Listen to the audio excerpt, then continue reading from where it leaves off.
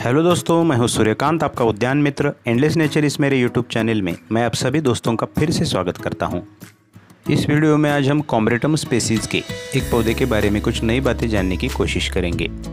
दोस्तों, इस पौधे को कॉमनली थाईलैंड पाउडर पप कहा जाता है क्योंकि इस पौधे के फ्लावर्स सिमिलैरिटी में छोटे बच्चों के स्किन पर जिससे पाउडर लगाई जाती है उस पाउडर पप की तरह दिखते हैं और इसीलिए इस पौधे को पाउडर पप यह सामान्य नाम मिला है।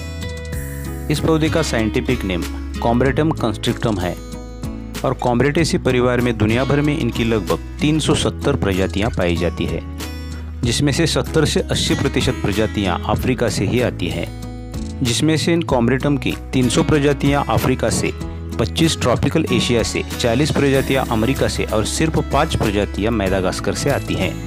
यह पौधे साउथ अफ्रीका के मूल निवासी है। साउथ अफ्रीका के प्राकृतिक आवास में यह पौधे मुख्यतः जंगलों के किनारे और नदियों के तटीय क्षेत्रों में जल धाराओं के निकटतम एरियाज में बढ़ते पाए जाते हैं। इन पौधों का नेटिव एरिया अफ्रीका के सोमालिया, केनिया, तांजानिया और मोजाम्बिक जैसे देशों में फैला हुआ है और साथ में इस पौधे को प्रादेशिक वितरण प्रणाली अनुसार पाउडर पप, थाईलैंड पाउडर पप, ball of fire, African Rama, powder पप कॉम्ब्रेटम ऐसे सामान्य नाम दिए गए हैं। दोस्तों, यह पाउडर पप के फूल दिखावटी और ऑर्नामेंटल किस्म के होते हैं, जिसमें यह रेड कलर्स के फूल सभी जगह कॉमन होते हैं। साथ में इनके अलग अलग वैरायटीज़ में पिंक और मिल्की वाइट शेड भी आती हैं। इस थाईलैंड पाउडर पप में इस तरह रेड शेड में गुच्छेदार फ्लावर्स होते हैं। छोटे छोटे लाल रंग की गेंदों की तरह यह फूल पौधे पर क्लस्टर्स में खिलते हैं। मेन फ्लावरिंग सीजन में यह पौधा छोटे छोटे लाल गेंदों जैसे या फिर पाउडर पप जैसे फूलों से पूरी तरह से भर जाता है। इस तरह यह थाईलैंड पाउडर पप के फूल एवरेजली 2 इंच डायमीटर में खिलते हैं। इनके एक फ्लावर के क्लस्टर में या फिर गुच्छे में छोटे छोटे लगभग 20 से 30 फ्लावर्स होते हैं और हर फ्लावर के सेंटर से 6 से 8 रेड कलर के तकरीबन आधे से 1 इंच लंबे पुंकेसर निकलते हैं और यही कॉम्बिनेशन इन फूलों को काफ़ी यूनिक बनाता है और यह फूल एक डेलिकेट ब्यूटी क्रिएट करते हैं। क्लस्टर्स में खिलने वाले इन फूलों का जीवन काल तकरीबन 7 से 12 दिन होता है और एक पुष्पक्रम का जीवन काल लगभग 32 दिन का होता है। मतलब खिलने के बाद इस पुष्पक्रम का एवरेजली 1 मंथ तक जीवन काल चलता है।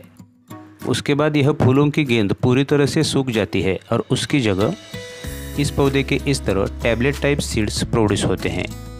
इस पाउडर पप के फूल सिर्फ दिखावटी होते हैं, इनमें कोई खुशबू या सुगंध नहीं होती, लेकिन इन फूलों की तरफ शहद चूसने के लिए और परागीकरण के लिए तितलियाँ, मधुमक्खियाँ और चिड़िया जैसे छोटे छोटे पक्षी, पतंग जैसे कीड़े इनकी तरफ काफ़ी तादाद में आकर्षित होते हैं। गर्म ट्रॉपिकल जोन में यह पौधे लगभग साल भर फ्लावरिंग करते हैं, लेकिन जिस भौगोलिक एरिया में 3 ऋतु होते हैं वहाँ स्प्रिंग से विंटर तक इनका फ्लावरिंग पीरियड चलता रहता है। ज़्यादातर वसंत से लेट समर तक इन पौधों पर काफ़ी हेवी फ्लावरिंग रहता है। दोस्तों, इस थाईलैंड पाउडर पप के लीव्स इस तरह काफ़ी घनी हरियाली मेंटेन करने के साथ काफ़ी चमकदार होते हैं। स्टेम की दोनों तरफ यह पत्तियां अपोजिट पोजीशन में होती है। पत्तियों की ऊपरी सतह पर मुख्य और उपशिराओं का पैटर्न स्पष्ट रूप से दिखाई देता है। नाइट्रोजन खाद की आपूर्ति अनुसार यह पत्तियां काफ़ी ग्रीनरी मेंटेन करती है। साथ में यह एक वुडी स्टेम जैसा पौधा है जो झाड़ियों के जैसा और क्लाइंबर जैसा भी बढ़ता है। जैसे जैसे यह पौधा मैच्योर होने लगता है तो इस तरह इसकी वुडी स्टेम मजबूत और सख्त बनने के साथ यह पौधा एक बुश का आकार लेता है और हाइट में आउटडोर लैंड में पोषण स्थिति अनुसार लगभग 2 से 6 मीटर तक हाइट में बढ़ता है। मैंने शूट किया हुआ यह पौधा तकरीबन 9 फीट की ऊंचाई तक पहुंच चुका है। प्राकृतिक आवास में बिना छटाई के यह पौधे लगभग 18 से 20 फीट की ऊंचाई तक क्लाइंबर्स और शर्ब्स के रूप में जंगलों के किनारों पर और नदियाँ, नहरों की जल धाराओं के पास पूर्ण क्षमता से अपने अंतिम ऊंचाई तक यह पौधे एक मैच्योर स्टेज में विकसित होते हैं। दोस्तों, इन पौधों की सनलाइट नीड के बारे में देखा जाए तो यह ट्रॉपिकल अफ्रीका के पौधे हैं जो जंगलों के तटवर्ती इलाकों में पूर्ण सूरज की रोशनी के नीचे बढ़ते हैं। इसलिए हमारी प्लांट गैलरी में भी इन पौधों को पॉट्स या कंटेनरों से लेकर आउटडोर गार्डन में हम जहाँ भी लगाना चाहते हैं वह एरिया या फिर लोकेशन पूर्ण सूरज की रोशनी का होना चाहिए। और साथ में इन पौधों का मेन फ्लावरिंग सीजन समर में आता है, इसलिए इन पौधों की अच्छी फ्लावरिंग और इन पौधों की अच्छी ग्रोथ के लिए हमें इन पौधों को सनी लोकेशन वाली जगह ही लगाना है। बहुत ही शेडी एरियाज़ में इन पौधों को ना लगाए।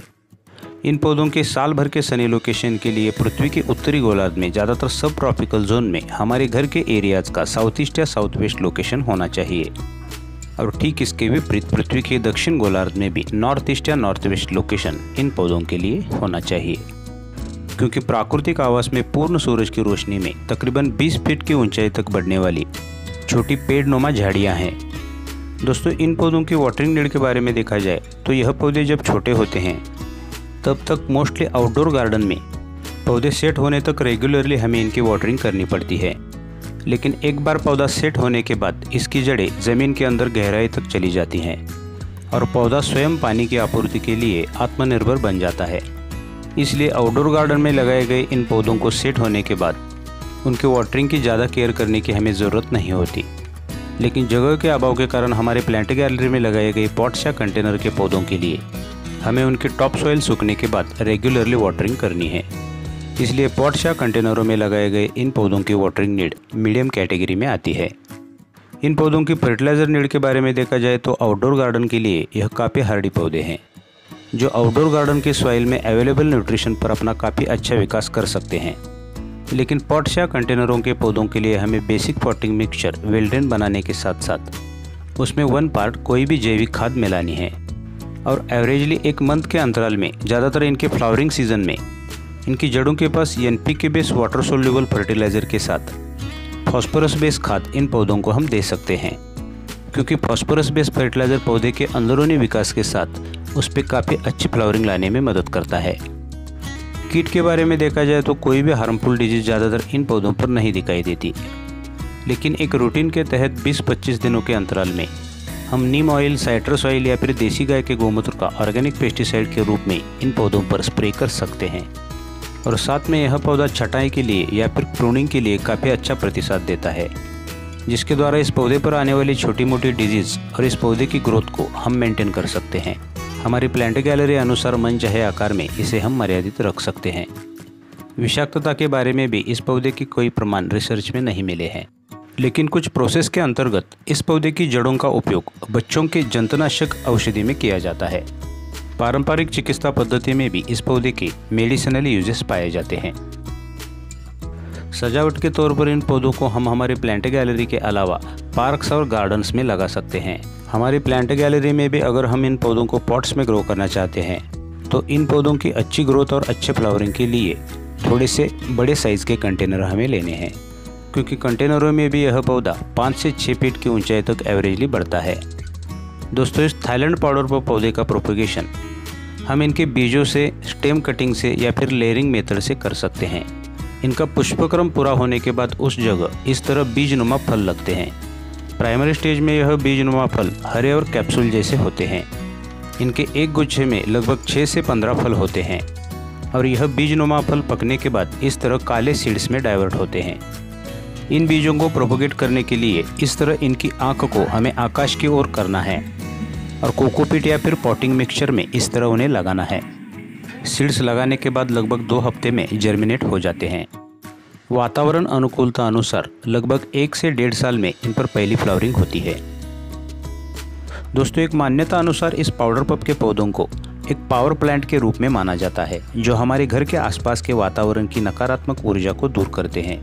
और साथ में अगर गौर से हम कुदरत का क्रिएशन देखते हैं तो हम इंसानों द्वारा निर्माण की गई कई वस्तुओं की प्रतिकृति कुदरत में पहले से ही मौजूद है, जैसे कि यह पाउडर पप के फ्लावर्स। अच्छा, तो दोस्तों, इस वीडियो में इतना ही। अगर वीडियो अच्छी लगी तो वीडियो को लाइक, शेयर और चैनल को सब्सक्राइब करना ना भूलें, और पास के बेल आइकॉन को भी प्रेस कर दें, जिससे आगे आने वाली वीडियोस की नई नोटिफिकेशंस आपको समय पर मिलती रहेंगी। अगले वीडियो में फिर मिलेंगे एक नया पौधा और उससे जुड़ी कुछ नई जानकारी के साथ। Till then, good bye. Om Sai.